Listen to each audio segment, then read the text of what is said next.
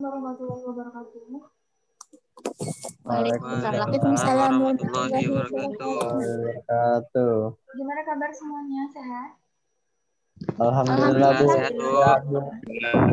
Orangnya agak sakit, Bu. Sehat ya. Alhamdulillah hari ini kita masih bisa melanjutkan perkuliahan kedua kimia dasar. Pekan lalu kita baru bahas sedikit tentang konsep perkuliahan dan hubungan kimia dengan ilmu pertanian.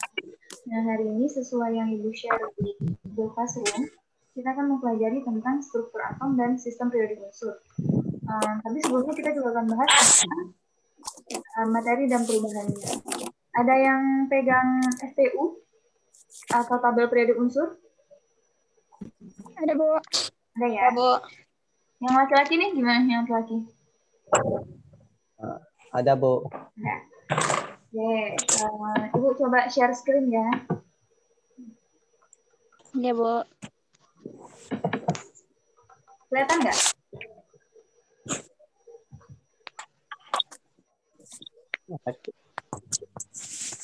Share screen-nya kelihatan?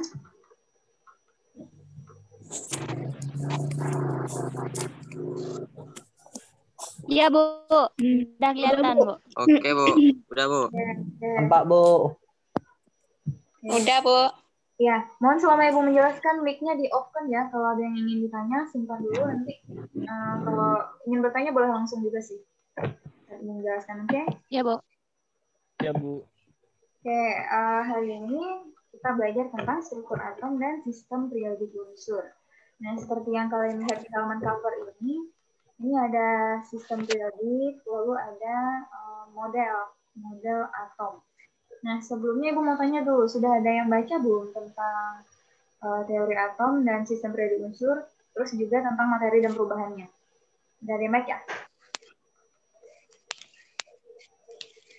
Sedikit, Bu. Sedikit?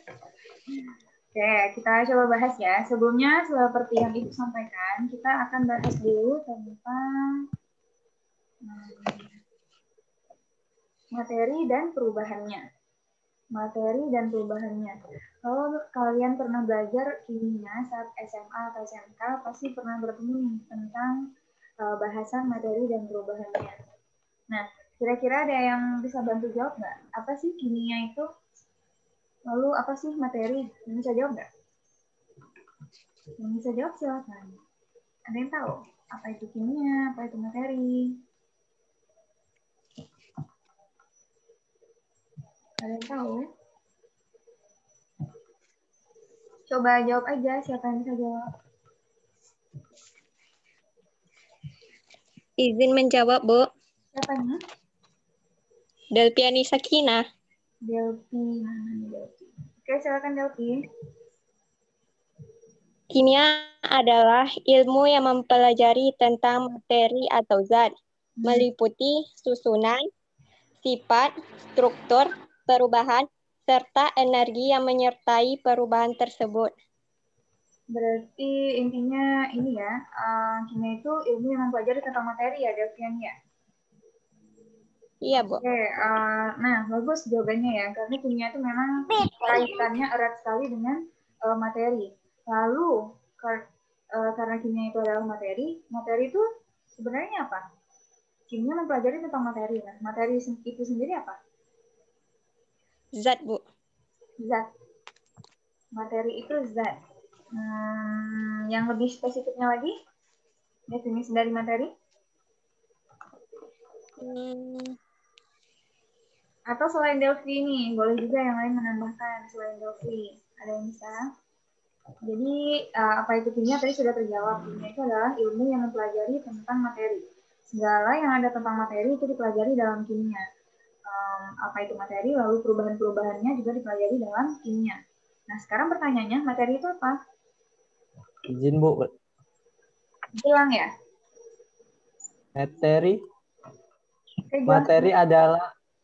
Materi adalah objek atau bahan yang membutuhkan ruang, Bu. Membutuhkan ruang, oke. Selain membutuhkan ruang atau biasanya kita kenal dengan menempati ruang, apalagi? Satu lagi, ciri dari materi. Memiliki massa. Oke, siapa tadi yang jawab? Menempati volume. menempati ruang bilang. Menempati ruang dan Memiliki massa. mempunyai massa. Oke. Yang menambah mempunyai massa tadi siapa? Ini Bu. Siapa namanya? Denny. Denny. Oke, Denny. Denny. Good. Bagus ya jawabannya ya. Nah, kita lihat nih definisinya. Apa itu kimia? Apa itu materi? Nah, sebelum kita ke pembahasannya, Ibu mau lihatkan dulu sama kalian. Sebenarnya kimia itu ilmu yang mempelajari 3 dunia.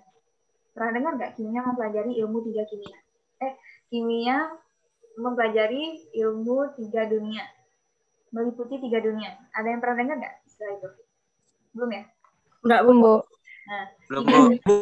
3 dunia itu Enggak. apa aja? Kimia itu meliputi dunia mikroskopik, makroskopik, dan simbol. Contohnya, nih kita lihat ya. Semoga bisa terlihat di sharing. Coba kita lihat. Kelihatan nggak nih?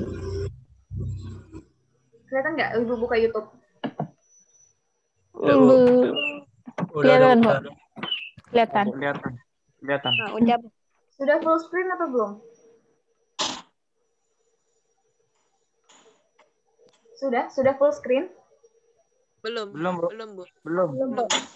YouTube-nya. Jaringannya, Bu. Jaringan nge-lag. Gitu. Udah, Bu. Udah, Bu.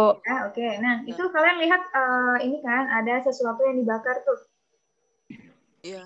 Nah, itu yang dipegang oleh tangan mahasiswa itu adalah batang magnesium. Magnesium itu salah satu unsur yang ada di sistem periodik ya. Di golongan 2A. Nah, magnesium, coba kita lihat. Magnesium itu akan dibakar. Coba kita lihat apa yang terjadi saat magnesium dibakar.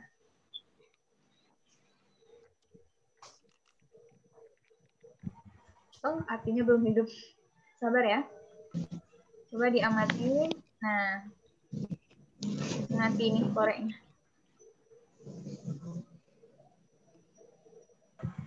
Pakai mancis. Iya, pakai mancis. Nah, magnesiumnya dibakar dengan korek api. Mancis ya. Nah, apa yang terjadi? Ikut terbakar, Bu. Enggak. Jadinya. Meledak, Bu. Enggak meledak, terbakar aja. terjadi pembakaran. Cahaya gitu, Bu. Menghasilkan cahaya juga. Belum lagi praktikum kalian ya. Nah, Iya, Bu. bisa lihat Meledak ya. Coba tadi ada yang bisa menyampaikan nggak proses apa yang terjadi tadi dari pembakaran magnesium? Itu proses Radiasi, Bu. Radiasi. Radiasi. Perubahan materi, Bu. Perubahan materi, benar. Ibu masih tentang yang kimia 3 dunia tadi nih, makroskopik, mikroskopik, dan simbolik. Nah, oke, kita bahas ya. Itu Joko, ada yang di belakang. Oke, jadi tadi yang kalian lihat kan magnesium dibakar dengan mancis, itu magnesiumnya terbakar. Sisa magnesium yang terbakar tadi ada di dalam wadah kecil tadi itu berupa serbuk atau padatan berwarna putih. Nah, itu kan yang kalian lihat dengan yang bisa kita lihat dengan mata telanjang. Itu namanya secara makroskopik. Jadi kimia itu yang pertama meliputi dunia makroskopik. Bisa kita lihat, bisa kita saksikan reaksi yang terjadi. Ya. Kemudian yang kedua ada mikroskopik. Nah, mikroskopiknya gimana? Mikroskopik. Semuanya yang nggak ngomong, mic-nya di-open ya. Nah, yang mikroskopiknya di mana? Mikroskopiknya itu kan tadi magnesium dibakar. Apapun yang dibakar pasti akan bereaksi dengan oksigen atau O2. Nah, Mg bertemu dengan O2 akan membentuk MgO2. Nanti kita akan belajar di ikatan kimia. Nah, itu prosesnya dari Mg, magnesium tadi bisa dibakar dengan oksigen, lalu dia menjadi padatan. Prosesnya itu terjadi secara mikroskopik. Jadi elektron-elektron dari Mg berpindah ke oksigen, lalu mereka saling serah terima elektron dan seterusnya. Saling memakai serah terima elektron. Itu prosesnya secara mikroskopik yang tidak bisa kita lihat dengan mata telanjang gitu. Nah, kemudian yang ketiga simbolik. Nah, simbolik itu yang seperti apa? Nah, magnesium itu kan Mg ditambah oksigen O2 menjadi MgO. Nah, itu simbolik. Jadi itu makanya kimia disebut juga sebagai ilmu yang mempelajari 3 dunia, mikroskopik, makroskopik, dan simbolik. Jadi harapan Ibu, saat kalian sudah mempelajari kimia, kalian bisa melihat sesuatu, misalnya nih, saat kalian membakar sampah, oh ternyata bukan hanya sekedar terbakar gitu aja ya, ternyata banyak reaksi yang terjadi di dalamnya gitu. Jadi kimia itu sebenarnya meliputi seluruh kehidupan, karena sebagaimana tadi yang sudah kita sampaikan di awal, kimia itu mempelajari tentang materi. Materi itu sendiri apa? Tadi dijawab oleh Julang dan Denny. Segala sesuatu, zat yang menempati ruang dan membutuhkan massa atau memiliki massa. Sekarang kita tinjau. Nih, ini dia pengenalan ilmu kimia. Tadi sudah kita sampaikan juga ya. Kimia itu mempelajari perubahan materi, baik yang terjadi secara fisika maupun yang terjadi secara kimia. Oke, ada istilahnya nih perubahan materi, ada yang fisika, ada yang kimia. Coba sekarang Ibu punya kertas. Ibu punya kertas nih. Kertas ini kalau Ibu lipat-lipat seperti ini terjadi perubahan apa? Fisika. Perubahan bentuk. Berbentuk, Bu. Perubahan wujud, Bu. Itu masuk ke perubahan yang mana? Fisika apa kimia? Fisika, Bu. Fisika. Fisika. Bukan kimia ya? Bukan kimia. Ya? Fisika, Bu. Oke. Kalau kertas ini Ibu cacah-cacah jadi halus, jadi serbuk, perubahan apa? Kimia. Fisika juga, Bu. Fisika, iya. Fisika juga. Perubahan fisika juga kenapa? Yang menjawab fisika. Coba Mutiara Ananda. Karena itu perubahan pada wujudnya aja, tidak pada sifat zatnya. Oke, yang menjawab kimia ada yang menjawab kimia? Tidak ada, Bu. Fisika semua tadi. Tadi Ibu dengar ada yang jawab kimia nih. Oke, jadi intinya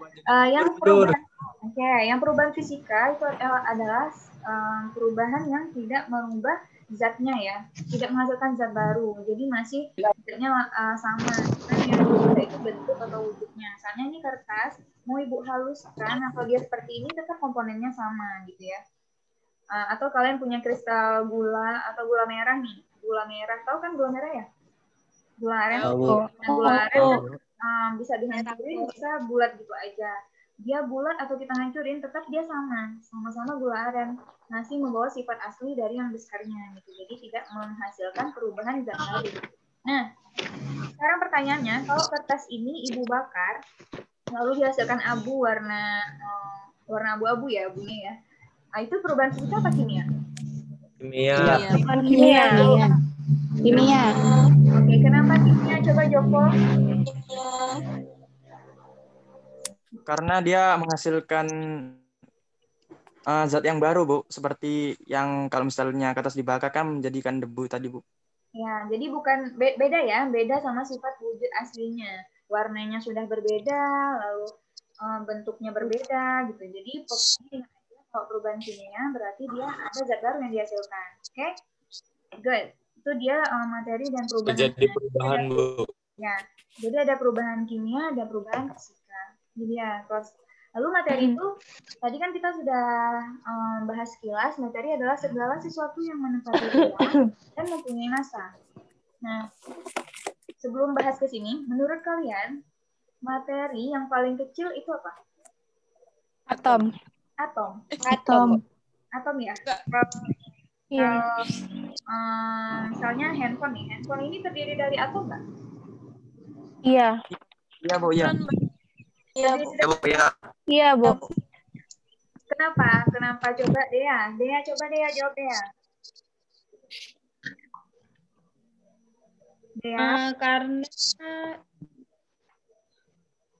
Karena apa?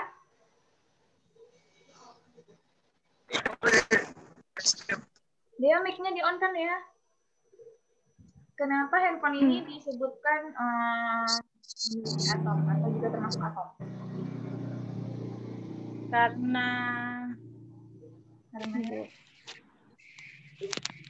Saya, Bu.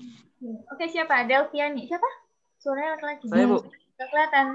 Mention namanya Joko, siapa? Bu. Nggak kelihatan nih. Siapa? Joko, Bu. Joko. Oke, Joko. Karena atom itu kan, Bu, yang di pengertian atom itu kan pokoknya zat terkecil yang ada pada suatu benda itu kan dikatakan atom. Jadi walaupun bendanya apa aja, kalau yang misalnya dia zat terkecilnya itu paling kecil yang dinamakan dengan atom, Bu. Oh gitu ya. Berarti kalau ini bagian terkecilnya juga atom, kalau kertas. Iya, Bu. Iya. Kalau tangan Ibu, bagian terkecilnya juga atom. Iya. Iya juga. Mana? Iya juga, Bu. Sama jawabannya. Bu, Apa? Siapa nih? Ibu. Ya siapa? Juga iya, Bu. Natasha. Natasha ya? Iya, Bu. Oke. Gimana Natasha? Alasannya yang atom ya, Bu. Tubuh sebenarnya memang dia mengandung atom-atom juga, Bu. Karena kan atom nih ya kalau tubuh kita kan terdiri ada juga mineral yang dihasilkan sendiri kan, Bu. Nah, mineral itu kan terbuat dari atom-atom juga. Contohnya kayak natrium. Setelah itu kita juga menghirup oksigen. Nah, oksigen dalam tubuh kita itu melalui darah. Itu kan termasuk dari atom oksigen juga tuh, Bu. Good Menurut answer, saya itu, Bu. Natasha. Jadi, Joko atau teman-teman yang lain jangan ragu untuk mengatakan bahwa atom itu memang bagian terkecil dari suatu materi. Gitu. Misalnya, mau ditanyain apapun, handphone, kertas, tangan ibu, jari ibu, mata kalian, semua yang ada di sekitar kita, bagian penyusun terkecilnya pasti atom, ya kan? Jadi jangan ragu. Ada atom. Pertanyaannya, kalau spidol bagian terkecilnya apa? Nanti ada, kalau yang tahun sebelumnya nih ada yang jawab, spidol itu bagian terkecilnya tinta, Bu. Atau apa ya, plastik, Bu, seperti itu. Jadi alhamdulillah kalian sudah duduk pemahamannya bahwa bagian terkecil itu adalah atom, apapun bendanya, apapun materinya ya, harus duduk. Oke, bagus jawabannya tadi. Lalu coba kita lihat nih ya, klasifikasi materi. Nah, materi itu ada zat tunggal itu disebut ya. Ada zat murni dan campuran. Zat murni apa aja? Ada unsur, ada senyawa. Unsur yang mana? Siapa yang bisa jawab unsur? Unsur itu apa ya? Unsur. Unsur dan senyawa ya, Bu. Unsur bukannya bagian-bagian dari unsur-unsur. Unsur bagian dari unsur. Unsur Bagian zat tunggal. Unsur bagian zat tunggal. Ya, unsur itu senyawa. Unsur itu sederhana aja. Unsur itu adalah semua yang ada Yang tidak dapat mengalami. ya tidak dapat dibagi lagi. Zat tunggal, Bu. Ya, zat tunggal yang tidak bisa dibagi lagi ya. Oh iya, betul. Nah, unsur itu semua yang ada di sistem periodik unsur. Nah, ada hidrogen sampai yang ke 118 itu adalah unsur. Ada logam, ada non-logam. Jadi jangan pusing-pusing unsur apa ya. Oke, yang semua yang ada di tabel periodik itu adalah unsur. Oke. Kemudian unsur itu mereka bisa bergabung sesama mereka atau dengan unsur lainnya. Kalau yang sesama mereka misalnya nih, hidrogen dan hidrogen menjadi H2, oksigen dan oksigen menjadi O2, nitrogen dan nitrogen menjadi N2. Kalau sesama mereka, tapi kalau dengan yang lain, misalnya hidrogen dan oksigen, mereka akan membentuk H2O. Atau karbon dengan oksigen akan membentuk CO2 atau karbon dioksida. Itu namanya senyawa. Jadi senyawa gabungan dari satu atau lebih unsur yang ada di sistem periodik. Itu senyawa dan senyawa. Jadi materi ada zat murni atau zat tunggal yang terdiri atas unsur dan senyawa. Lalu juga ada campuran. Campuran ada lagi, ada yang homogen, ada yang heterogen. Yang homogen misalnya kayak gula dilarutkan dalam air, itu kan nggak bisa dipisah lagi ya, sudah larut semua gulanya. Ya, Bu. Yang heterogen misalnya ada pasir sama air, itu masih bisa dipisah antara pasir dan air, seperti itu ya. Ibu yakin kalian sudah pernah sih ketemu materi ini, jadi ini semacam pengulangan aja. Nanti materinya akan Ibu share, bisa kalian baca lagi. Oke, selanjutnya ini tadi ya, perubahan fisika sama perubahan kimia, sudah duduk pemahamannya, jadi Ibu kira kita bisa next ke materi struktur atom dan SPU, atau sistem periodik unsur. Siap-siap ya, siapa yang bisa jawab? Nah, ini model-model atom siapa ini? Ada yang bisa menjawab? Model atom siapa? Mana, Bu? Nggak ada. Dari yang Nggak ada, Bu. dari Bu. Hati, Bu. apa? Putih nampaknya. Putihnya buat ada Bu gambarnya. Melek, Bu, melek. Ya, siapa yang kelihatan aja? Siapa yang kelihatan aja? Nggak ada kelihatan, Bu. Nah, Nggak ada, Bu. Nggak ada, Bu. Nggak nampak. Nggak nampak, Bu. Ada, Bu. Nggak nampak, Bu. Satu pun nggak ada yang bisa lihat. Nggak bisa, Bu. Aduh, cuma putih. Ampun, Ibu Bersih, Bu. Hanya makhluk gaib Bu yang bisa, Bu. Berarti Ibu makhluk gaib kalau gitu. Enggak lah ya. Ibu ya, ibu gelapkan dulu ya, semoga bisa dilihat. Nah, ini kelihatan nggak? Nggak ada, Bu. Nggak ada, Bu. Enggak, Bu. Nampak, Bu. Putih Nggak semua. kelihatan, Bu. Kayak dia, Bu, nggak kelihatan. Bu. Please deh, nggak usah curhat saat kuliah ya. Nih, udah bisa kelihatan nggak? Ya, ada, Bu. Belum, Bu. Ada, Bu. Belum ada. Nggak rezeki kalian menjawab yang Hai. kita nih. Macam hati saya, Bu, nggak nampak apa-apa. Pinnya Kosong. nge-stuck di YouTube, Bu. Nah, kalau ini kelihatan nggak tadi nih struktur atom Pinnya dan nge-stuck di YouTube, Bu. struktur atom dan SPU ini kelihatan nggak? Nggak ada juga, Bu. Nggak ada, Bu. Ada juga, Bu. Nggak, Bu, nggak kelihatan. Nggak ada. Guru saya Bu, nggak kelihatan. Nggak ada, Mati Bu. saya, Bu, kosong. Yang ini? Nggak ada, Ibu. Nggak ada, Bu. Nggak ada, Bu. Kalau gitu ibu share ulang ya. Sharing ulang. Iya, Bu, ya. Screen. Ini kelihatan nggak? Nih, lagi. Ini baru nampak, Bu. Coba jawab baru dulu. nampak. Siapa yang bisa jawab? Yang paling kiri apa? Yang paling kiri kayak model atom siapa? Bola pejal. Bola pejal. Dalton. Indonesia. Bola pejal. Itu model atom siapa? Sylvia, Bu. Bola pejal, Bu. Bola pejal model atom. Dalton. Dalton. Dalton, Bu. Natasha, ibu kunci jawaban. Dalton nih, Bu. Ya, benar. Dalton. Dalton. Dalton. Dulu. Yang kedua model atom siapa? Roti Christmas. Kismis. Iya, kismis. Thomson, Yang Thompson, Bu. Thomson. Thompson. good, bagus. Lalu yang Thompson, Bu. ya bagus. Yang ketiga? Thomson, Bu. Thomson. Ya, yang Yang ketiga. ketiga. Yang ketiga siapa? Yang ketiga nih. Atom. Itu Rutherford. Rutherford. Rutherford yang kelima. Enggak, ini Rutherford nih yang ke samping JJ Good. Thomson. Enggak. Niel Bohr, Bu. Rutherford yang kelima. Enggak. Kelima ya, nggak nampak. Udah lupa. Ini Yang keempat. Benar nggak? Jadi yang pertama. Banyak libur. kalau ini model Brown. atas dia, Bu, yang nomor 4. Atom Dalton. Niels Bohr. Niels Bohr, Bu. Nomor 4 Niels Bohr, nomor 5 mekanika kuantum. Next kita lihat. Niels Bohr. Ini dia nih. Bohr.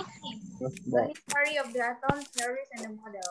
Nih, semua model dari sebenarnya sebelum John Dalton ada nggak sih yang menyampaikan tentang atom? Ada. Siapa? Demokritus. Niels Bohr. Demokritus. Siapa yang jawab nih? Alif, Bu. Alif. Demokritus menyebutkan apa, Alif? Atom adalah partikel yang tidak dapat dibagi lagi, Bu. Oke, nah jauh sebelum Demokritus atau bersama dengan Demokritus ada lagi nih yang filsuf Yunani yang menyampaikan tentang atom. Siapa? Yang bukan sih, dia nggak percaya tentang atom. Jadi dulu itu orang-orang masih percaya dengan filsuf Yunani. Kalian pernah dengar nggak Aristoteles? Aristoteles. Pernah baca, Bu, itu. Aristoteles itu menyebutkan bahwa segala sesuatu itu tersusun dari 4 elemen. Siapa yang tahu 4 elemen? Avatar. 4 elemen bukan avatar ya, Bu. Padat, cair. 4 elemen avatar, Bu. 4 elemen yang menentukan itu. Gas, cair, gas. Itu tanah, api, udara, dan air. Udara. Oke, ketahuan yang suka nonton ya. Air, tanah, udara, api. Oh, api. Aristoteles Kira. Api. karena Aristoteles lebih dikenal, jadi orang lebih percaya pendapat Aristoteles daripada Demokritus. Nah, itu Demokritus itu 400 tahun sebelum Masehi. Lalu lebih dari 1000 tahun berikutnya, barulah John Dalton mengatakan pendapatnya bahwa ternyata atom itu tersusun atas atom itu seperti bola pejal. Seperti itu ya. Bisa kalian lihat sendiri lah teorinya. Kalau Dalton itu intinya dia memandang atom itu sesuatu yang kecil yang tidak bisa dibagi lagi dan dia berbentuk bola pejal. Dia belum tahu nih atom ini ternyata ada penyusun di dalamnya. Lalu berikutnya, 1000 tahun berikutnya, muncullah J.J. Thomson dengan pendapatnya yang menyatakan bahwa atom itu dikelilingi oleh elektron yang bermuatan negatif. Jadi Thomson ini juga sebagai penemu elektron. Kemudian nggak berapa lama setelah J.J. Thomson muncullah Ernest Rutherford dengan pendapatnya yang menyebutkan bahwa atom itu ternyata punya muatan positif. punya nukleus atau inti yang bermuatan positif dengan elektron yang ada di setiap lintasannya. Kemudian Niels Bohr juga menyempurnakan pendapat dari Erwin yang menyatakan bahwa ternyata atom itu selain dia punya inti dan elektron, Niels Bohr ini lebih menjelaskan ke ternyata kulit-kulit elektron-elektron itu mengelilingi atom di kulit-kulit tertentu gitu. Jadi lebih spesifik lagi dari penjelasan-penjelasan sebelumnya. Nah, kemudian quantum model oleh Erwin Schrödinger dan banyak lagi ya ilmuwan di teori kuantum menyebutkan bahwa atom itu yang bisa ditentukan adalah kebolehjadian keberadaannya di mana gitu. Intinya dari semuanya dapat disimpulkan bahwa atom itu adalah dia mempunyai inti atom bermuatan positif yang terdiri atas proton dan neutron, lalu dia dikelilingi oleh elektron-elektron ya. Bisa kita lihat nih perubahannya. Ini lagi nih yang lebih spesifiknya. Ini dia nih para ilmuwan yang sudah menemukan atom sampai ke tahun 1900. Mulai dari Democritus, John Dalton, dan seterusnya. Ini para ilmuwan. Untuk sharing aja. Oke? Ada sih seperti ini. Jadi marble itu seperti marble, seperti bola pecah, kemudian Thomson seperti kismis, dan seterusnya. Oke, ini dia struktur atom yang tadi sudah kita sampaikan. Atom Dalton itu menyebutkan bahwa atom seperti bola pecah yang sangat kecil tidak bisa dibagi lagi. Nah, si Dalton menyebutkan atom itu bagian terkecil dari unsur. Lalu Thomson menyebutkan bahwa ternyata bukan dia paling kecil. Di dalam atom itu ada lagi nih, ada elektron, ada muatan positif. Nah, lalu Rutherford menyempurnakan dan seterusnya sampai ke mekanika kuantum. Oke? Dan ini ada lambang atom. Lambang atom. Atom. Ya Allah. Kalau 33 ya. Nah, ini lambang atom. Lambang atom itu ada X, A, dan Z. Bisa kalian lihat di sini ya. Atau yang pernah belajar kimia juga. Elektron dan ada nomor proton, ada elektron. Bisa dibaca ya. Nah, ini ada beberapa triknya nih. Coba lihat yang bagian atom. Isotop, isoelektron. Kalian bingung nggak sih membedakan apa sih isotop, isobar, isoton, isoelektron? Lihat, kalau isotop belakangnya kan P ya. Jadi belakangnya P berarti isotonnya sama. Nah, kalau isobar, AR itu kan nomor massa. Jadi nomor massa. Gitu. Kalau isoton, N itu kan neutron. Jadi neutronnya yang sama. Isoelektron, elektronnya yang sama. Sederhana, biar kalian bisa mudah ingat. Oke? Nah, ini ada soal latihan. Tentukan jumlah proton, neutron, elektron. Silahkan nanti dikerjakan lalu dijawab di Google Classroom. Ini disimpan dulu. Untuk PR nanti ya. Oh iya, Bu. Nanti slide-nya Ibu bagi. Pusing tuh, Bu. Ya, makanya dicoba. Oke, ini konfigurasi elektron. Ada konfigurasi elektron. Orang ngerti. Momen das. Iya, karena ini sebenarnya enaknya dilakukan di kelas ya, cuman karena lagi Bu. Ya kalau dari nggak ngerti Bu, mau Ibu kelas Bu. Banyak apa ya Bu kalau online? Mumet enggak sih? Mumet das Bu, kalau online gitu. Daripada nanti ngerti corona kan? Nih, coba lihat. Ini bisa kalian baca nanti ya. Untuk konfigurasi elektron ini sebenarnya bisa dipelajari baik-baik nanti karena Ibu juga menjelaskannya sebaiknya di papan tulis, cuman karena kondisi seperti ini kita tidak bisa maksimal juga pembelajaran untuk kimia. Tapi Ibu usahakanlah. Ini materinya insya Allah jelas yang tertulis di sini. Semoga kalian nanti ngerti kalau ini lihat baik-baik. Nih. Kemudian ada juga bilangan jelas Bu. Penjelasannya singkat loh Bu, bagus nih Bu. Enak bacanya kayaknya. Iya kan? Nah, Natasha, nanti kalau kalian baca ngerti sendiri. Nih, ada bilangan kuantum utama, bilangan kuantum azimut, magnetik, spin, dan seterusnya. Ada contohnya, silakan dilihat. Oke, next. Nih, ada soal lagi nih. Oh, udah jawab. Jadi tadi baru satu ya. Nah, kemudian ini Anda menentukan golongan dan periode berdasarkan teori atom mekanika kuantum. Ini juga bisa dilihat, sangat sederhana catatannya, jadi kalian bisa dengan mudah sih mengerti dengan baik. Allah, sederhana sekali Bu. Cabang-cabang Bu, jawabannya bercabang. Gilang, Evanda, SP, Tasya, dan ada SP itu, Bu. SPDF, Bu. Iya, SPDF. Sabar ya, inilah kimia. Oke. Jadi teringat sama SMA, Bu. Ya, nanti silakan dilihat ya. Ini kalau kalian lihat dengan seksama, ini sangat-sangat mudah ringkasan ini. Bisa kalian pelajari sebenarnya. Nah, kita masuk dulu karena waktu kita sebentar lagi, jadi Ibu mau agak kebut sedikit. Nanti kita lanjut di Google Classroom ya. Nah, ini ada tabel periodik. Tabel periodik, ada yang tahu nggak sekarang unsur itu jumlahnya ada berapa? 119. 119. Gilang? 119. Yang ke 119 siapa, Gilang? Aduh, salah tadi, Bu. Ngomong sama penahan tadi. Jadi berapa? Berapa ya, Bu? 1, 2, 3, 4. Berapa, Rika? Sabar, Bu. Dikira dulu, Bu. 300. Banyak 118, Bu. 96. 118, Bu. 118. Siapa yang jawab 118? Hitung dulu, Bu. Yang jawab 118 siapa? 96 Ricky, saya. Bu. Siapa? Ini, Bu. Denny? Ricky, Bu. Iya, kok Diki nggak bisa ya jawab? Oke, jadi unsur itu ada 118. Nah, perlu kalian tahu di tahun 2015, coba dengar ya, di tahun 2015 ada 4 unsur yang baru ditemukan. Lalu mereka diberi nama secara resmi pada tahun 2016. Terus mereka memenuhi tabel periodik. Kalau kalian membandingkan tabel periodik dulu dan sekarang, dulu tuh masih ada tuh space-space yang kosong.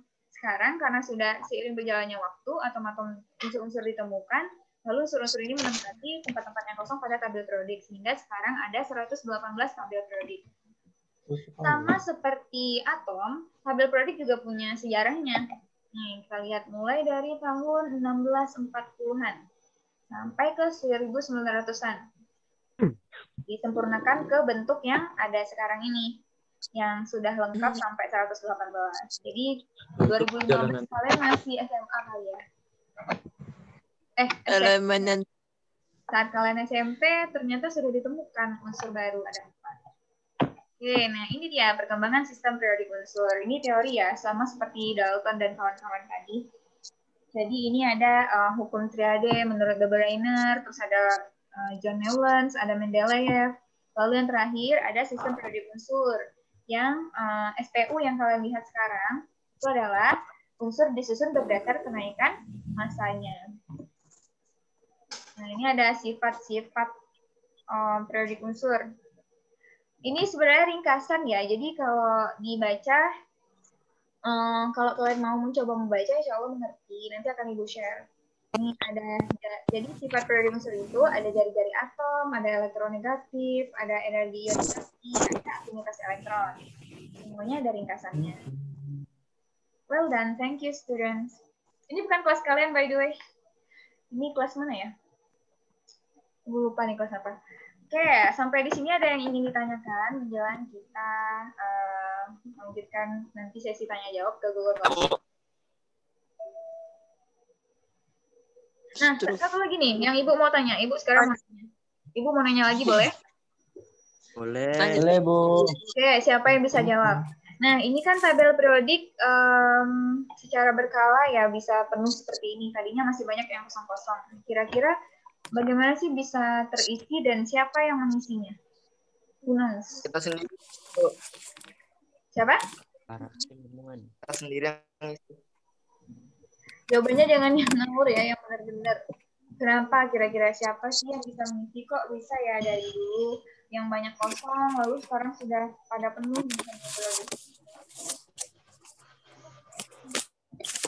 Ada yang bisa jawab? Apa Mulki?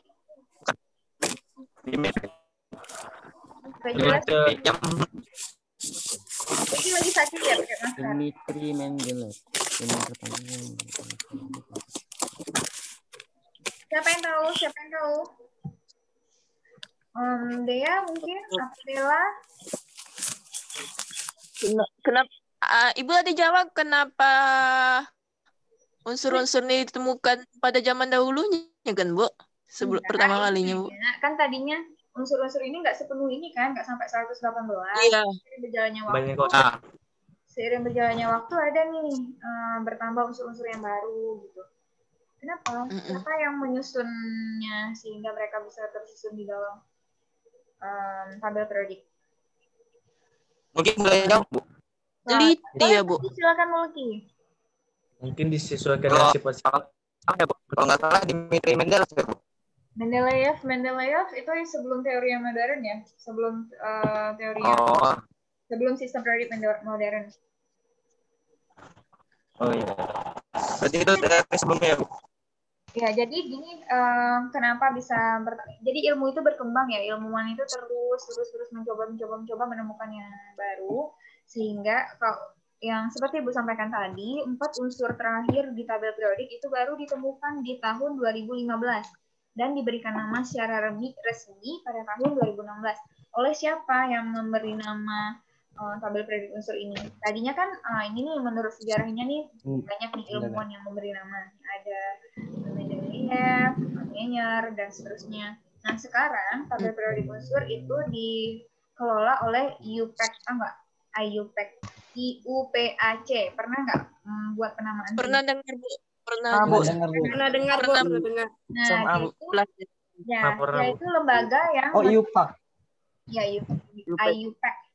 Jadi dia menyusun unsur-unsur ini sekarang. Jadi unsur dipegang oleh IUPAC sekarang. Jadi yang memberikan nama resmi 4 unsur baru pada tahun 2012 itu adalah IUPAC juga. Sehingga mereka menempatkan itu gitu ya.